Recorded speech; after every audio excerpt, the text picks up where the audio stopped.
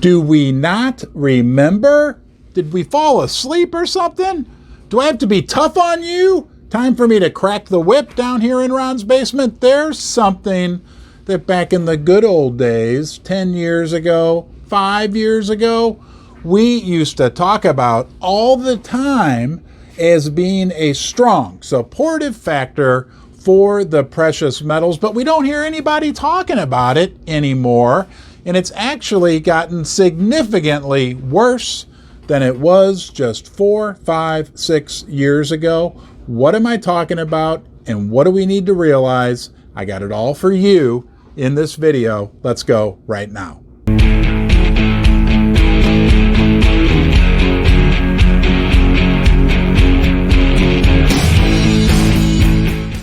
Remember what happens when you spend a little more money? Now, we've all done this. We spend a little more money than we make or that we have in the bank. We go into debt. In our country, the United States of America, well, we've been spending a lot more than we make for quite some time. And remember back just 5, 10 years ago, that was a big deal, especially in the precious metals community. It was like a rallying cry.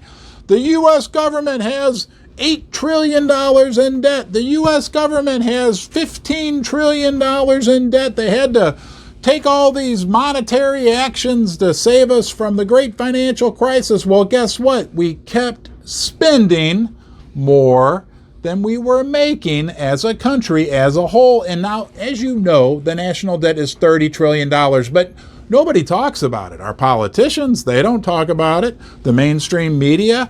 My wife watches the Today Show every morning. I sit in the other room and have to listen to it halfway because it drives me crazy. I've never heard them lead off with a story about how the United States has $30 trillion in debt. But it's still there, guys, and it's still a big factor. As a matter of fact, if you think about it, with interest rates going up, if the U.S. government has to start paying, let's say, 3.5% on $30 trillion, that's almost $1 trillion a year in interest expense alone.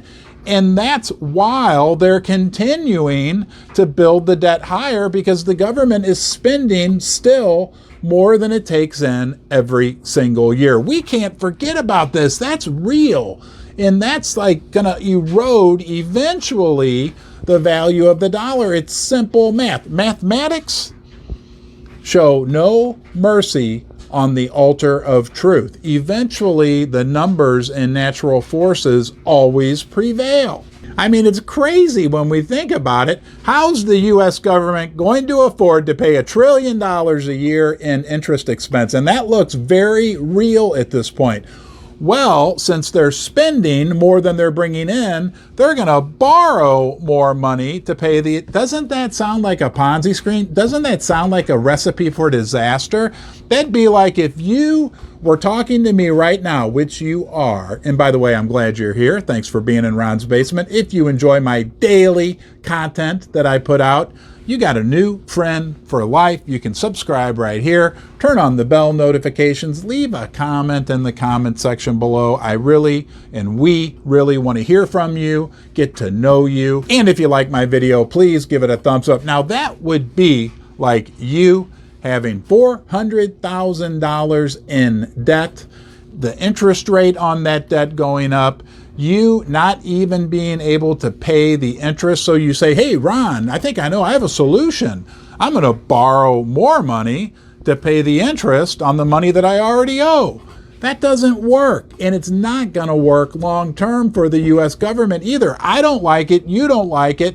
We didn't do it. It wasn't our decision, but we have to look at it objectively and realize that in the end, that spells disaster for the U.S. economy and the U.S. dollar. And that spells value in real assets that aren't going to be affected by a diluted currency, a make-believe currency based on nothing more than trust, when all they're doing is printing more of it. Real assets, land, gold, silver, platinum, palladium, whatever, those should do well in this type of an environment.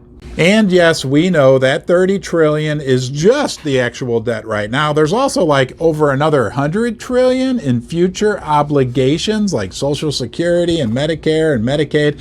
It's a big mess. But let's also consider that the total credit outstanding in the country is almost $90 trillion. That includes corporate debt, student loan debt, car debt, consumer, all the debt added together. If rates were to say go to 4% on all that debt, that's $3.6 trillion, which comes out to be around like 16% of the gross domestic product.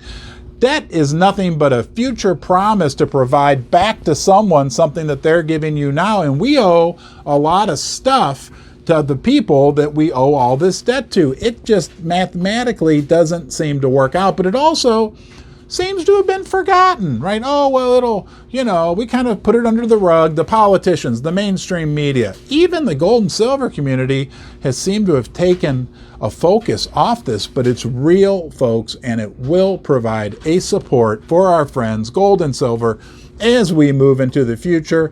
It should. I don't have a crystal ball. Don't make any investment decisions based upon what I'm sharing with you today, just my opinions, but I'm glad you're here. I'm glad you decided to give me a little of your precious time. Join me here in the basement. I'll look forward to seeing you next time.